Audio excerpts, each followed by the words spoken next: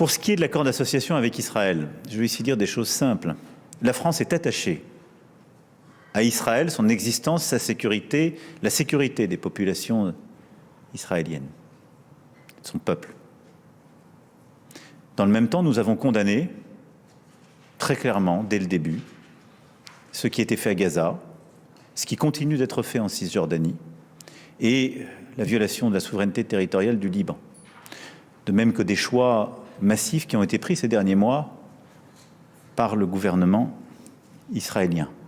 Ce contexte rend légitime l'interrogation et un travail que nous devons mener en Européens sur la suite de cet accord d'association. Et il est évident que si Israël continue cette politique, qui au fond contrevient à son histoire même, nous ne pouvons pas faire comme si de rien n'était.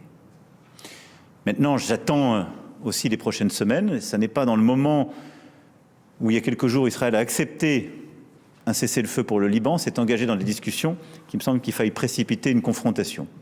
Mais je pense que c'est une interrogation légitime et la France, au moment venu, clarification étant faite des choix à venir dans les prochaines semaines que fera Israël sur ces grands dossiers, eh bien, nous aurons à nous coordonner avec nos partenaires européens pour voir l'avenir qu'on donne à cet accord.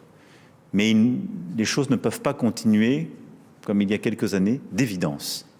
Maintenant, je regarde avec confiance les prochains jours et les prochaines semaines. Il y a un cessez-le-feu, c'est un acquis important. Il y a des discussions qui vont se mener et nous souhaitons qu'elles se passent dans les meilleures conditions possibles.